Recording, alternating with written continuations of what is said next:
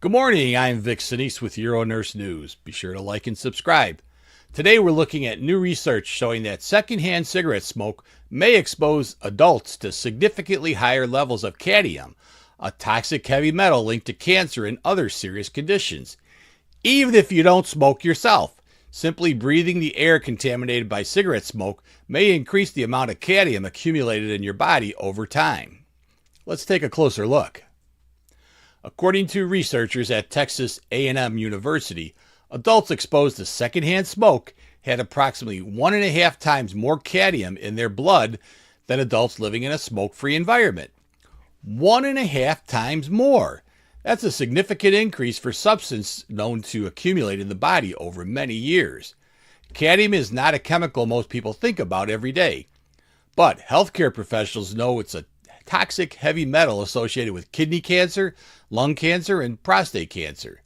It's also been linked to kidney failure, chronic bronchitis, asthma, and weakened, painful bones.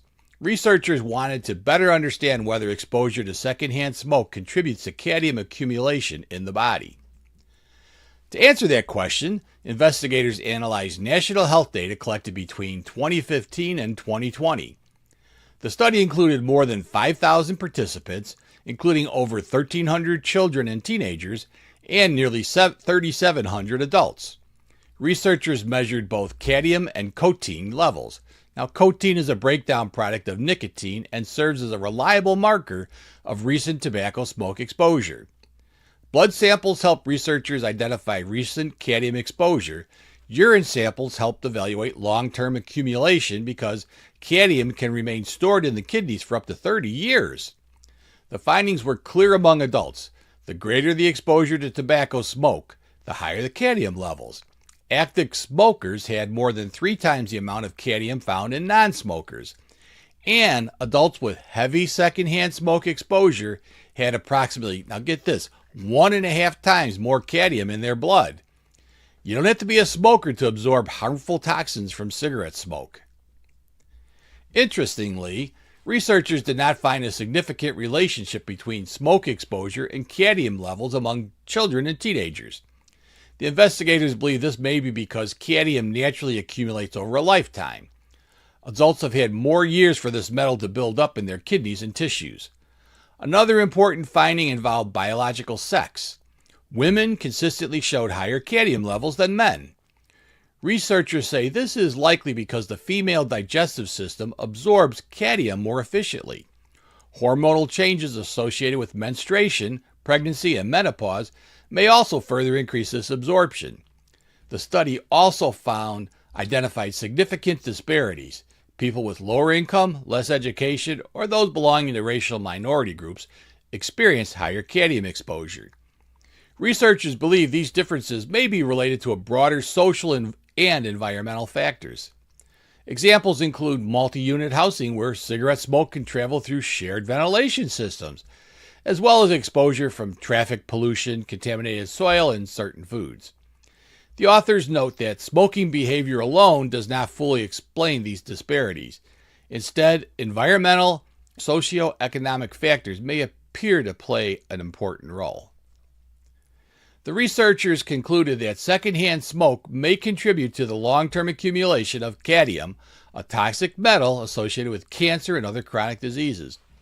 They say the findings reinforce the importance of protecting people from tobacco smoke exposure, not only for respiratory health, but also for reducing exposure to harmful environmental contaminants. As with all research, there are limitations. The study was observational and measured exposure at a single point in time. Researchers say future long-term studies will help clarify the relationship between secondhand smoke exposure and cadmium accumulation over time. So, here's today's key takeaways. Secondhand smoke exposure was associated with higher cadmium levels in adults. Cadmium is a toxic heavy metal linked to kidney, lung, and prostate cancers. Heavy secondhand smoke exposure resulted in about 1.5 times more cadmium in the blood. Women and socially disadvantaged populations showed higher cadmium levels. And best thing, reducing tobacco smoke exposure remains an important public health priority. For healthcare professionals, this study serves as another reminder that health risk of smoking extends far beyond the smoker. Secondhand smoke may carry long-lasting toxic substances that accumulate in the body and contribute to chronic disease risk years later. That's your UroNurse News Update for today. Tonight, join us on Dr. Jeff Talks About Sex and Intimacy. How do couples keep desire, passion, and emotional closeness alive in long-term relationships? Join Dr. Jeff Albo as he exposes the concept of erotic connection in real life, moving beyond early attraction into lasting intimacy, trust, and meaningful connection. So, be sure to go to drjeffsextalk.com to learn more tonight at 7 p.m. Tomorrow on UroNurse News, we break down a major FDA decision that could reshape everyday sun protection in the United States. A new sunscreen ingredient has officially been cleared, but it raises important questions. Is this a real upgrade in UV protection? Why is it taking so long for the U.S. to approve new filters already used in other countries? And what will this mean for the products you'll soon see on pharmacy shelves? Just a few minutes, we'll cover what it is, how it works, and what you should watch for as new formulations begin to appear. So stay tuned. This is one of those small regulatory updates that may have a big impact on skin health, sun safety, and the future of sunscreen choices. So, hey, don't miss it tomorrow on UroNurse News.